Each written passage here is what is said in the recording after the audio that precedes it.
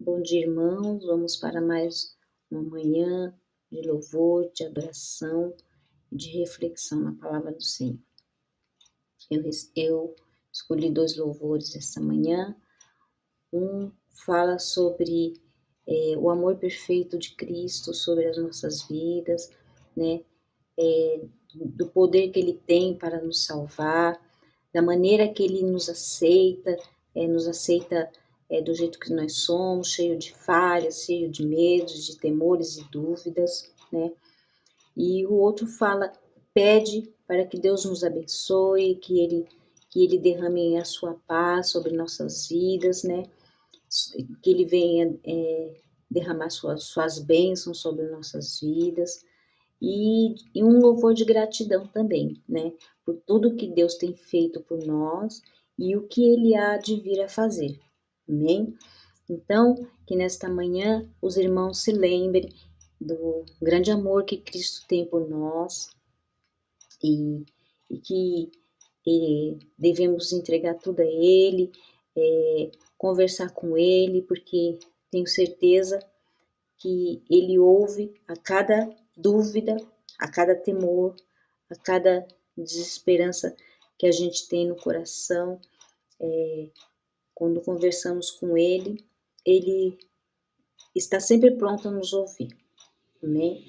E que o Senhor venha derramar a sua paz e a sua bênção sobre a vida de cada um de nós. Amém? Vamos orar?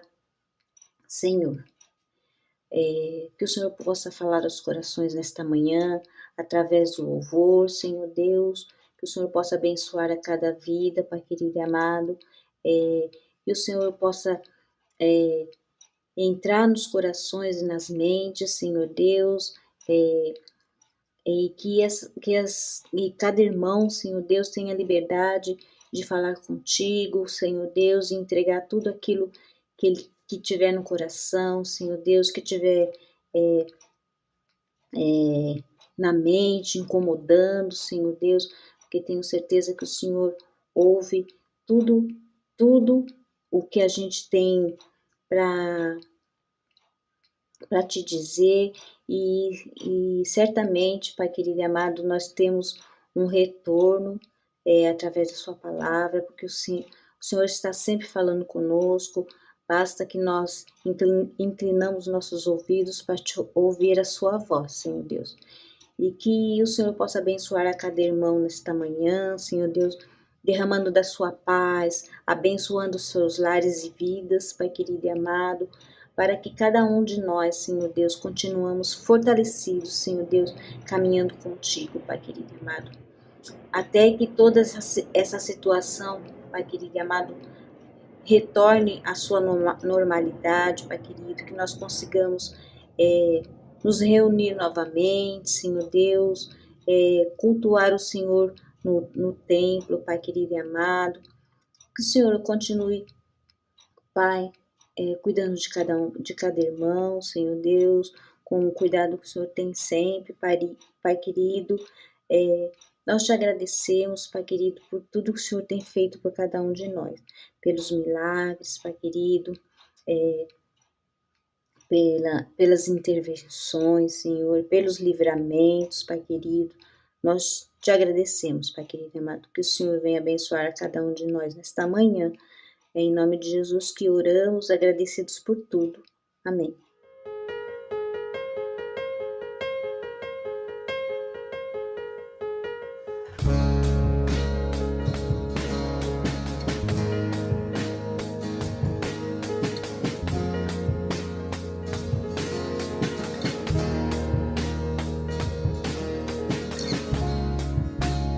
Todos necessitam de um amor perfeito, perdão e compaixão. Todos necessitam de essa esperança, de um Deus que salva.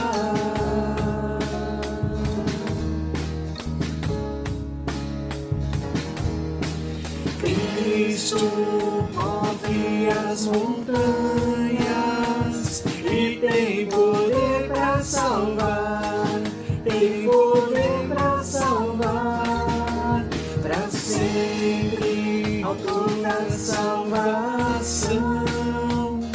Jesus a morte venceu, sobre a morte venceu.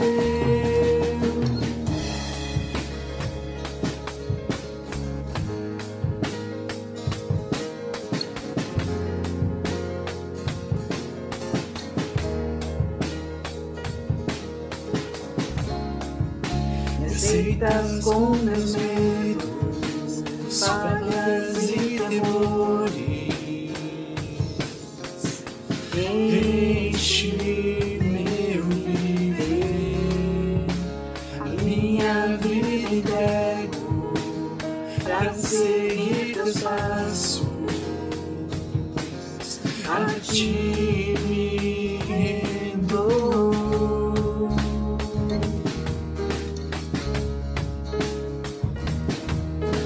Cristo move as montanhas e tem poder pra salvar, tem poder pra salvar, pra sempre eu toda salvação. Jesus a morte venceu, sobre a morte venceu.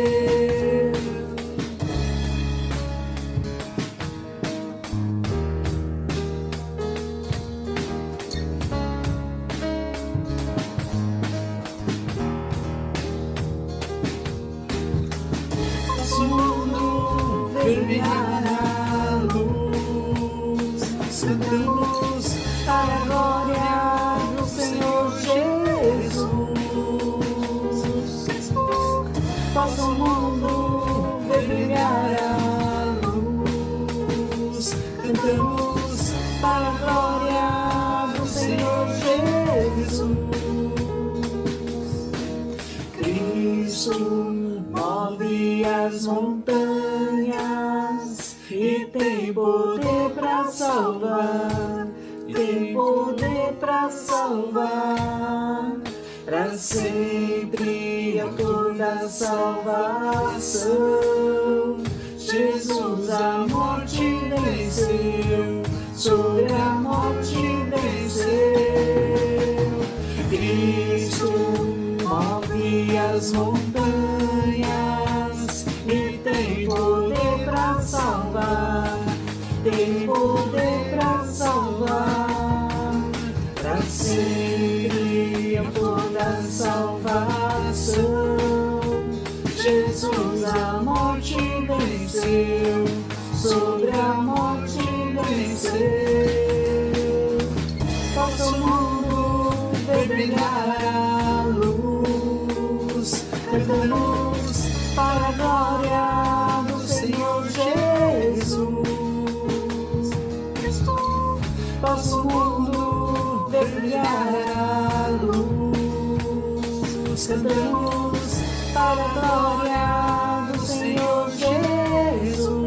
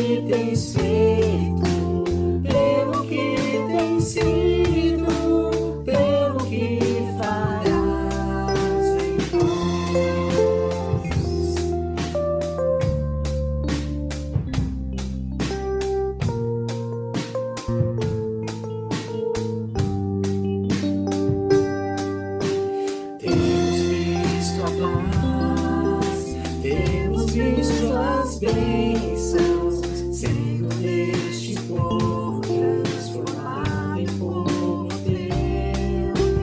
Dá-nos mais fervor, dá-nos mais tua força, para que gerações teu nome possam encontrar. E assim nós damos glória a ti, pelo que tens feito, pelo que tens sido, pelo que farás em nós. E assim nós damos glória a ti, pelo que tens feito, pelo que tens sido, pelo que farás em nós.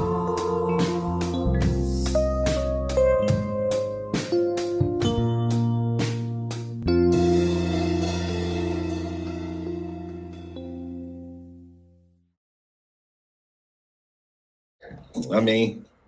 Amém. Primeiramente, queria agradecer o convite aí do projeto, né, da Imel Jassanã. Até porque eu sou voluntário aí quase desde 2012, 2013. E essa é a primeira vez, a gente estava falando isso ontem, né, Milk? É a primeira vez que eu prego aí na Imel Jassanã, né? Mas é um privilégio, né, estar com vocês. Eu queria compartilhar um texto, inclusive, que eu preguei num casamento domingo passado, né? A nossa voluntária Sandra Mistro, que vocês conhecem, a filha dela casou domingo. Eu fiz o casamento e preguei esses salmos, né? É um salmo muito conhecido, talvez o salmo mais conhecido que a Bíblia tem.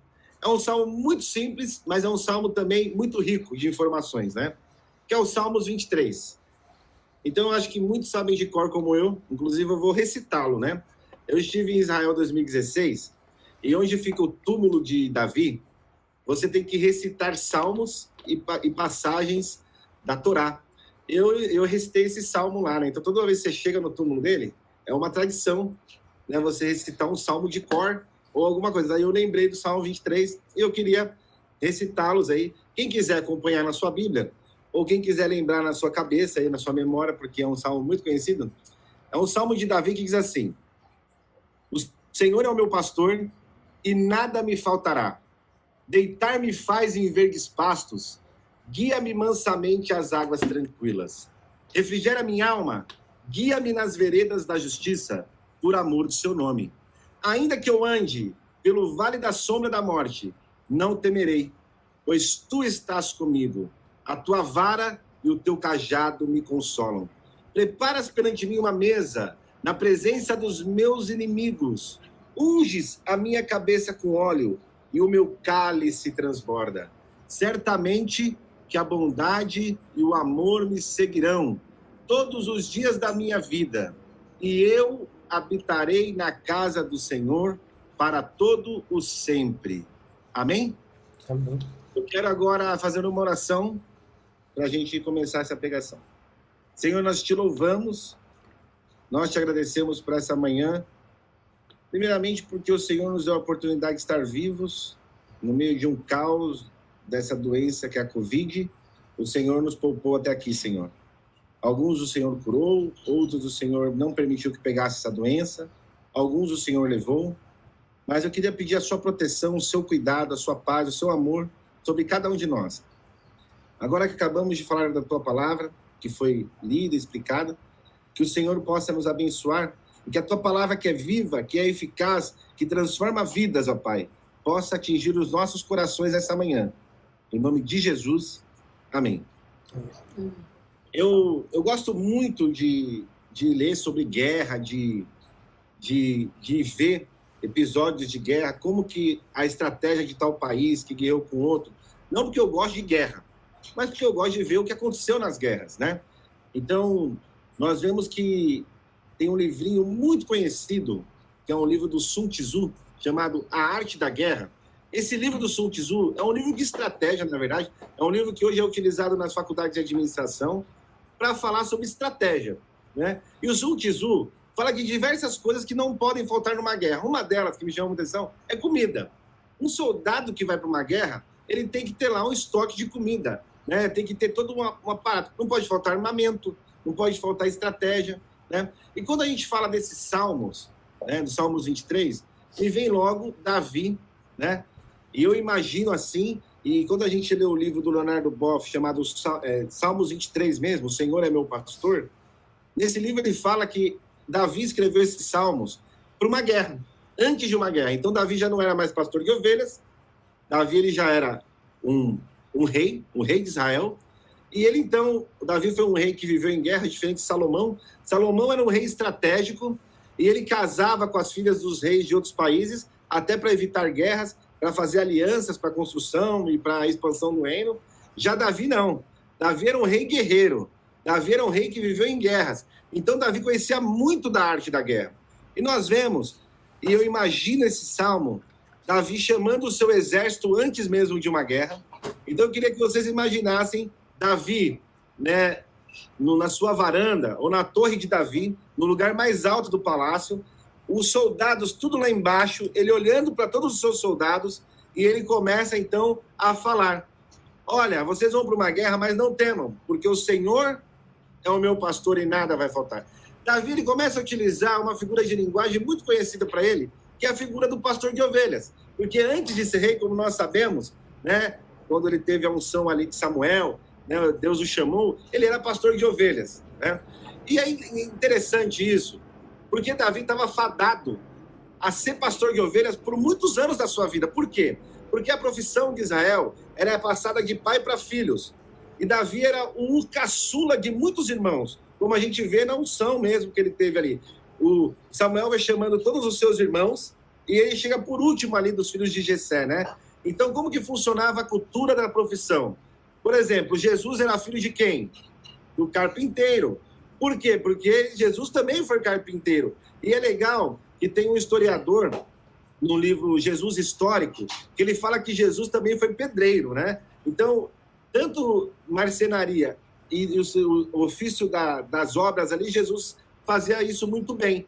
Então, por quê? Porque passava a profissão de pai para filho. Dos 7 aos 12 anos, mais ou menos, as crianças normalmente iam para as sinagogas, aprendiam a ler e escrever, depois iam com 12 anos para trabalhar junto com o pai, para aprender a profissão, e ali depois formar sua família e ter uma profissão. E isso era passado de pai para filho. Jessé foi pastor de ovelhas. O filho mais velho de Jessé, irmão mais velho de Davi, ele foi pastor de ovelhas. E aí o outro filho ia crescendo, completava 12 anos, passava a ser pastor de ovelhas. E isso aconteceu com Davi. Davi era o caçula.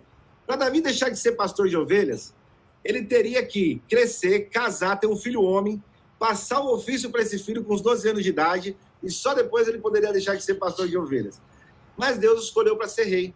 E ele então se torna rei, como a gente sabe lá em 1 Samuel 17, e agora ele está com seus soldados antes de uma guerra, e ele convoca todos e fala assim: olha, não temo essa guerra, porque o Senhor é o meu pastor e nada me faltará. É muito interessante isso, porque quando a gente pega, por exemplo, aqui o nada é um pronome indefinido. O que é um pronome indefinido? Nada, na verdade, é nada e tudo ao mesmo tempo. Nada é nada. Não vai faltar nada, então não vai faltar comida, não vai faltar bebida. Numa guerra não pode faltar comida. Não vai faltar comida, soldados. Numa guerra não pode faltar armamento. Não vai faltar armamento. Né? Esse pronome indefinido também pode ser um pronome substantivo. O que é isso? Eu posso trocar esse nada por tudo. Tudo que é substantivo. Então, nada me faltará. Não faltará comida em dias de Covid.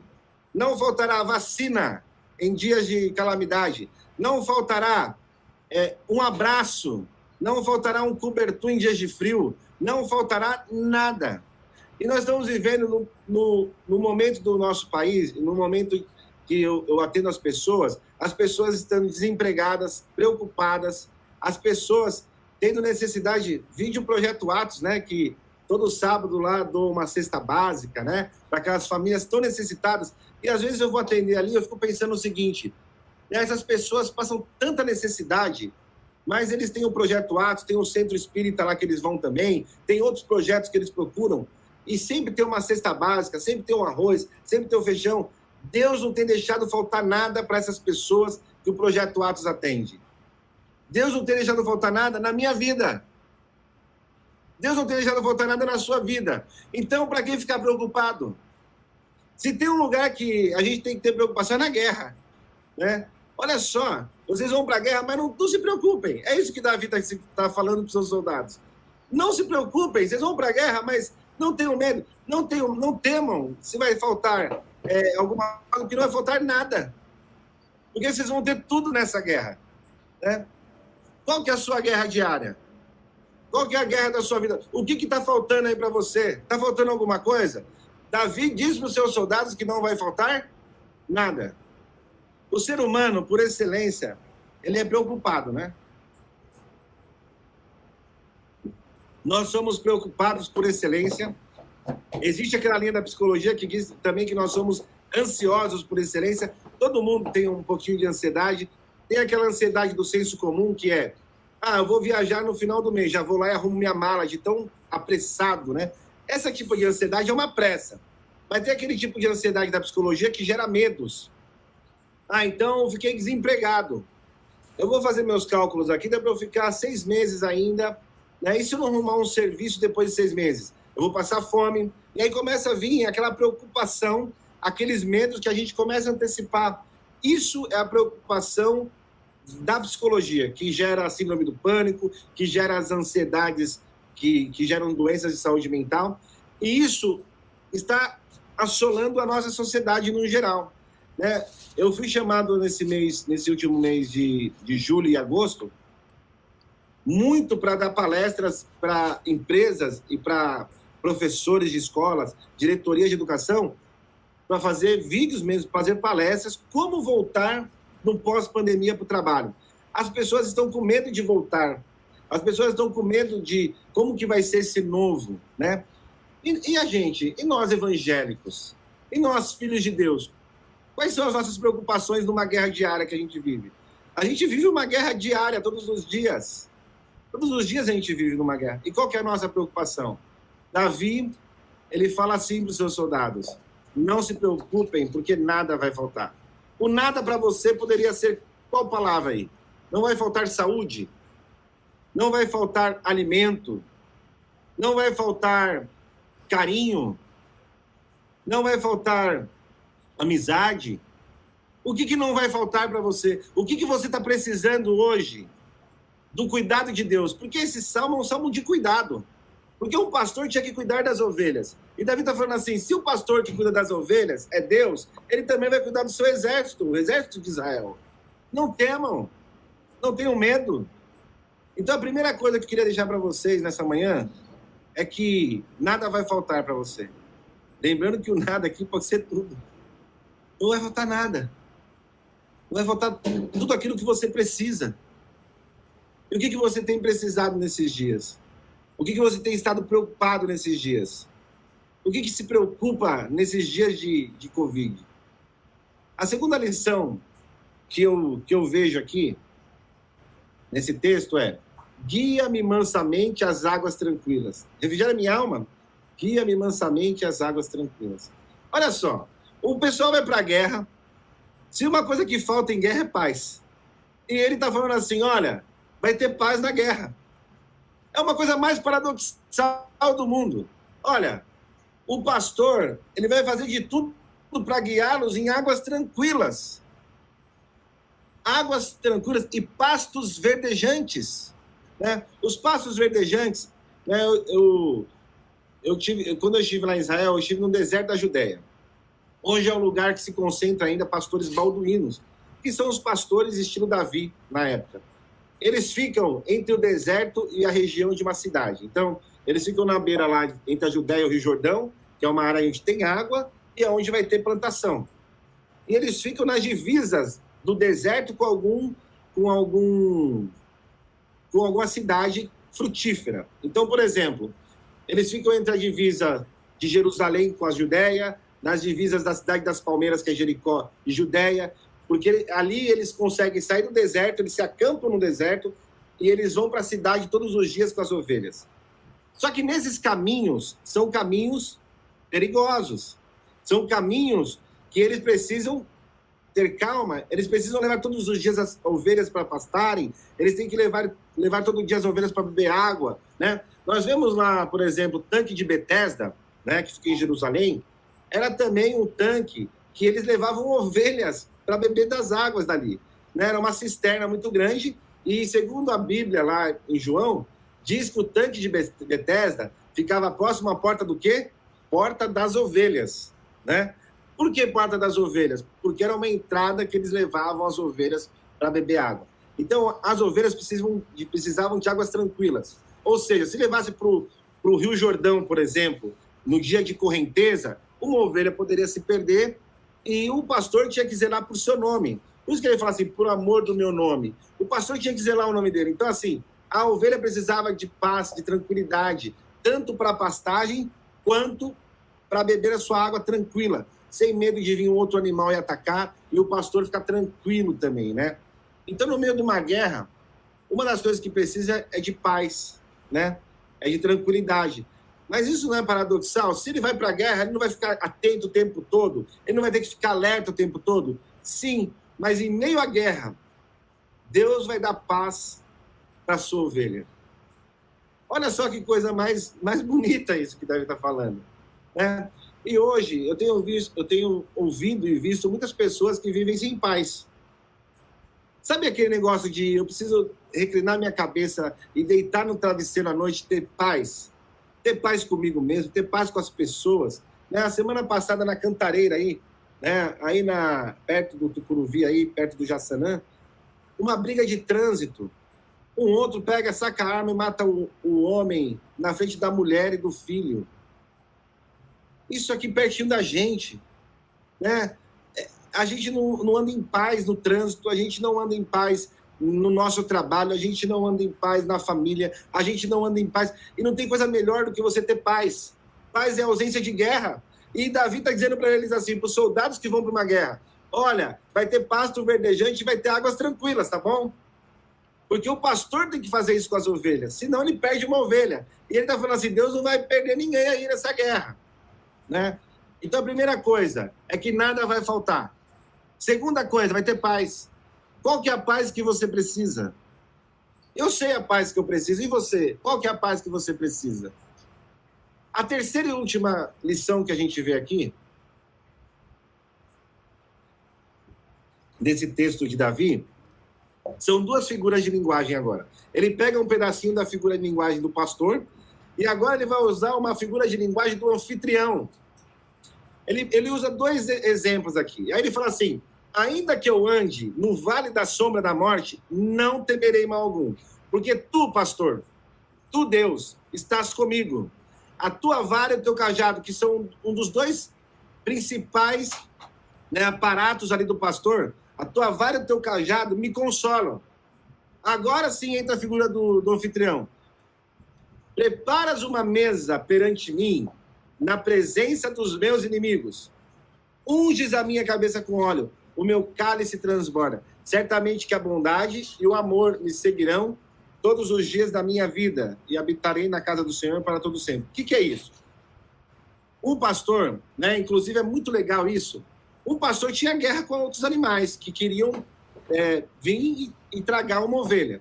Davi dá um exemplo disso quando ele vai se apresentar para Saul, para lutar contra Golias. Lá em 1 Samuel 17, diz que ele chega para Saul e fala assim, Saul, eu quero lutar contra Golias. Aí Saul fala assim para ele, você não pode, porque você não passa de um menininho de 12 anos, de um garoto. Ou seja, um menino que acabou de aprender a profissão com o pai. Você não passa de um menino que está aprendendo a lidar com a profissão. Aí ele fala assim, não, você não sabe, eu sou pastor de ovelhas. E quando vem um leão ou vem um urso, eu dou na cabeça deles. Eu pego pela barba e arranco, e eu mato o leão e eu mato um urso. Você sabe quanta força a mais tem um leão e um urso do que um ser humano? Né?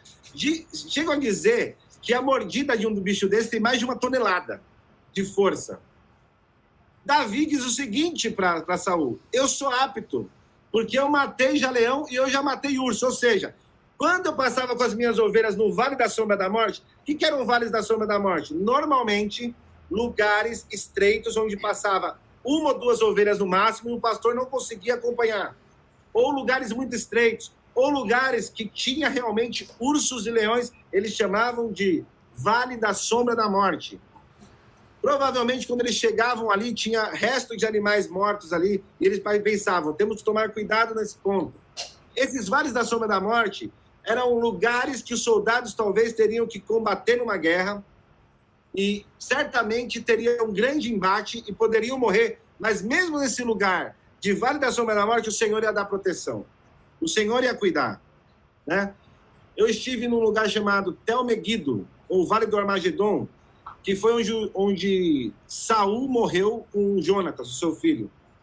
Era um lugar considerado Vale da Sombra da Morte. Por quê? Inclusive, Tel Megido é um lugar de tantas guerras que a cidade foi sendo construída em cima de ossos.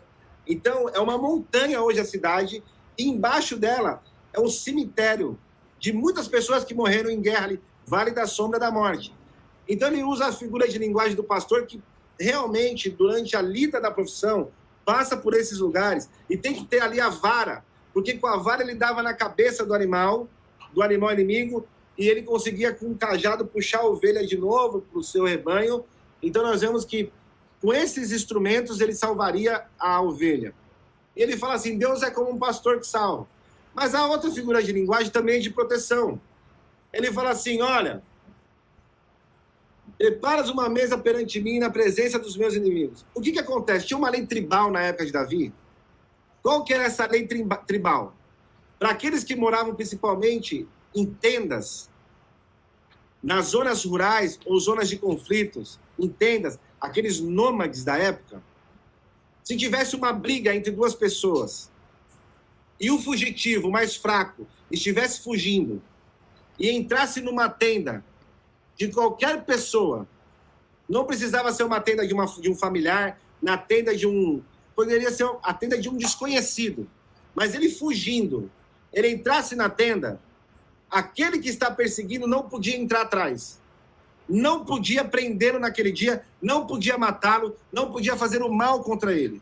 Muito pelo contrário, o fugitivo poderia ser por estupro, poderia ser por assassinato, não teria problema. Ele entrou na tenda de alguém, o dono da tenda, que a gente dá o nome de anfitrião, teria que fazer um banquete para ele, acender a candeia para iluminar toda a tenda. Além do banquete, ele teria que pegar uma garrafa de vinho e despejar na taça, no cálice. O cálice transbordava. Isso significava honra, convidado de honra.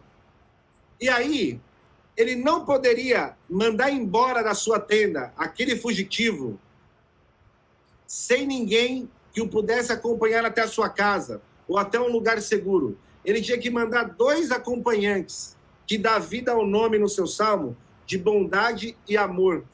A bondade e o amor me seguirão todos os dias da minha vida. E aqui ele está falando o seguinte, Deus é como um anfitrião que mesmo você numa guerra fugindo do seu inimigo, mesmo você em perigo, Deus vai te honrar. E isso acontecia, era uma lei tribal que acontecia com muita naturalidade. E Davi utiliza essa figura de linguagem. Porque Davi, quando fugia de Saul, e foi por um longo tempo, provavelmente ele foi honrado por alguém. Inclusive foi honrado por sacerdote que deu pão na comunhão para Davi. Então nós vemos que isso era uma coisa muito normal que acontecia nas tribos de Israel. E nós vemos então que Davi usa essa figura de linguagem do anfitrião. Olha, não temam, porque se você estiver fugitivo na guerra, Deus vai te honrar, vai encher o seu cálice, vai transbordar, e você ainda vai voltar para sua casa, para Israel, em segurança, com amor e bondade, para que você siga o resto da sua vida nos caminhos do Senhor, para que você siga na casa do Senhor para todo sempre, né? E aqui eu vejo a proteção de Deus. Como eu disse, nós vivemos num mundo tão perigoso. Quantas vezes eu ouvi aí no Atos atendendo algumas pessoas, olha, eu fui assaltado essa semana, olha, aconteceu isso, aconteceu aquilo, vira e mexe eu ouço um relato de assalto. E a proteção de Deus é contra o perigo né, do dia e da noite, da seta maligna, é o perigo da guerra diária, é o perigo mesmo dos assaltos. Recentemente eu fiz uma pesquisa sobre violência na cidade de Guarulhos. A cidade de Guarulhos está entre as 20 cidades mais perigosas do estado de São Paulo. São mais de 100 municípios. E a cidade de Guarulhos, onde eu vivo, ela está entre as 20 mais perigosas, né? Eu já sofri tentativas de assalto, já fui assaltado mais de 3 vezes, né? Então, o que eu estou querendo dizer para vocês? Deus nos protege desse perigo. Ah, mas você já não foi assaltado? Fui, mas eu tenho uma história, para a gente finalizar essa pregação, que eu acho muito legal de contar aqui, como Deus cuida da gente e como Deus nos protege. Em 2010, o meu filho Lucas, né, nós estamos em 2021, ele vai completar 11 anos agora, em setembro. Em dezembro de 2010, dia 23 de dezembro de 2010, ele tinha 3 meses apenas, eu, minha esposa e meu filho, nós iríamos passar o Natal na Praia Grande, na casa da minha sogra e do meu sogro. Então, nós fomos visitar minha mãe no dia 23, porque minha mãe falou, vem aqui, e aí a gente já se fala do Natal, e eu dou presentes que eu comprei para vocês, aquela troca de natalina de presentes, e nós fomos. Nós chegamos por volta de umas 8 da noite na minha mãe, e aí casa de mãe é casa de engorda, né? E a gente chega lá, come, e conversa, e parari, parará, e a gente fez todo esse happy hour, esse momento de confraternização, e quando a gente foi ver, já era quase meia-noite, e aí falou, vamos embora, né? Então a gente pegou o Luquinhas, bebê conforto, né? Que a gente costuma colocar no carro. Na hora que a gente saiu, assim, do portão da minha mãe, eu lembro que não tinha uma alma viva na rua. Mas, de repente, a gente viu 2 elementos em nossa direção para nos assaltar. E minha esposa falou assim, entra logo que os caras vão nos assaltar. Eu pensei, não dá tempo. Não dava tempo porque a gente estava com tanta sacola na mão e uma criança bem pequena. Eu pensei, eu vou negociar com os caras se eles virem assaltar. E foi isso que deu. Mas eu estava do lado do passageiro ainda, não estava do lado do motorista. E aí minha esposa entrou rápido com o Lucas, eu com o bebê conforto, um monte de sacola, o cara me abordou. E ele deu a voz de assalto, né? Olha, é um assalto. Entra no carro e a gente vai sair. Aí eu peguei e falei, não, entra no carro não. Eu vou te dar aqui tudo, ó. Você leva tudo aqui, eu vou tirar minha esposa e a criança, você vai embora. Aí o cara, não, meu, você tá tirando, né? Falando nas gírias, né, que a gente tem aqui. Você tá tirando, vai entrar no carro e vai sair com a gente aí. Aí nisso, um já foi pro lado do volante, né? Eram 2, um foi pro lado do volante. Eu vou falar a raça deles para vocês entenderem o que eu quero dizer. Era um negro e um loiro. O que me abordou era um loiro. O que foi pro volante era um negro. E aí ele já ia entrando assim, quando ele viu a Luciene apavorada segurando meu filho assim no colo, né, abraçando ele. E aí ele falou, o negro que ia dirigir falou assim, não vamos assaltar eles não. Não vamos assaltar eles não, porque eles estão com criança. Aí o loiro falou, vamos sim. E aí eles começaram a bater boca na minha frente. Vamos assaltar ele. O outro, não, vamos assaltar ele não. Vamos sim, vamos não. Vamos sim, vamos não. E nisso, eles começaram a entrar em briga de mão mesmo, em socos. Começaram a brigar na minha frente. E eu queria assistir a briga, eu não queria mais nem entrar no carro, porque os dois começaram a brigar, eu não conseguia. Eu fiquei sem reação, na verdade. Eu não conseguia entrar no carro. Aí eu sei que eu abri a porta, mas não conseguia entrar com tanta coisa, e eu estava do lado do passageiro.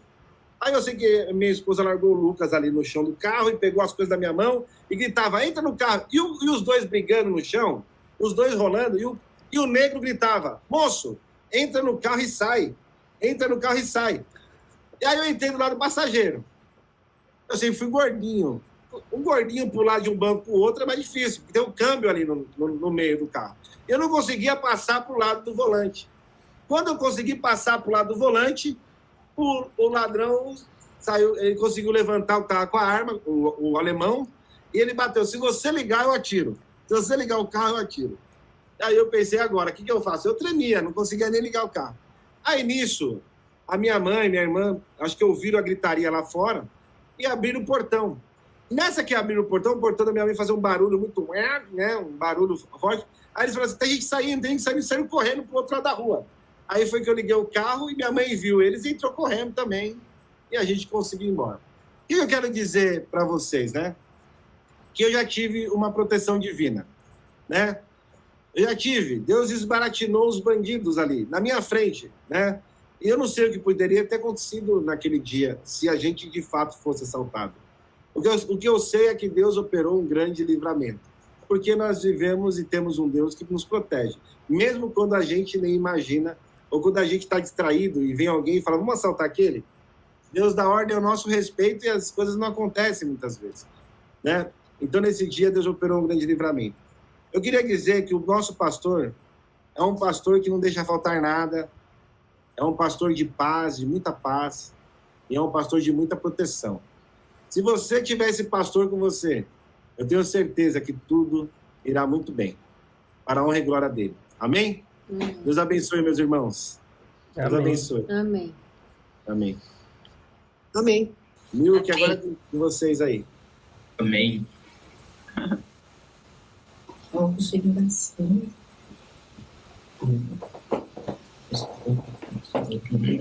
Muito obrigada, doutor Léo. Doutor Léo, muito obrigada. Amém. Foi uma bênção. Amém. A Caliane vai orar pela vida do pastor e pela semana. Pode falar, Caliane. Então, vamos fechar nossos olhos aqui. Senhor Deus, Pai, muito obrigada, Pai, por essa mensagem, Pai. A sua palavra diz que a sua mensagem é uma boa nova e que nós possamos levar por essa semana, Pai, essa boa nova. E realmente não tem faltado nada, Pai.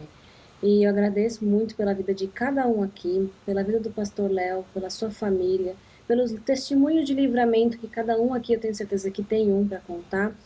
E tudo isso é a revelação do seu amor nas nossas vidas, Pai. Que o Senhor abençoe nossa semana de cada um aqui e que a gente possa sempre se lembrar do seu cuidado, da forma que o Senhor pastoreia as nossas vidas. Em nome do Senhor Jesus. Amém. Amém. Amém.